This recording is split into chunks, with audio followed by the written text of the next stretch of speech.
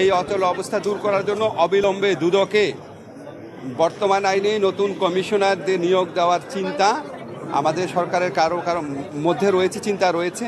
আবার ইফতেখার ভাইরা একটা অন্তর্বর্তীকালীন অবস্থার কথা বলছেন, কিন্তু অন্তর্বর্তীকালীন অবস্থার জন্য আবার আইন চেঞ্জ করতে হবে। এখন আবার আইন চেঞ্জ করার পর ধরেন সংস্কার কমিশনের প্রস্তাব মধ্যে যদি আবার কমিশন গঠন করি, ওটা কেমন দেখায়? ধরেন অন্তর্বর্তীকালীন ব্যবস্থা হিসাবে 3 মাস 6 মাসের জন্য নতুন কমিশনার নিয়োগ দিলাম, এখন ওনাদের প্রস্তাবিত আইন অনুযায়ী আবার ওনাদেরকে বাদ দিয়ে আবার নিয়ে দিলাম।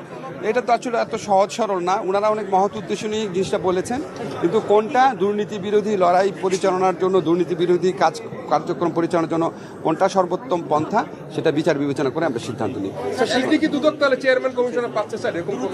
আমি তো বললাম যে ওগুলি চিন্তা ভাবনা করে দ্রুতই সিদ্ধান্ত নেওয়া হবে। হ্যাঁ,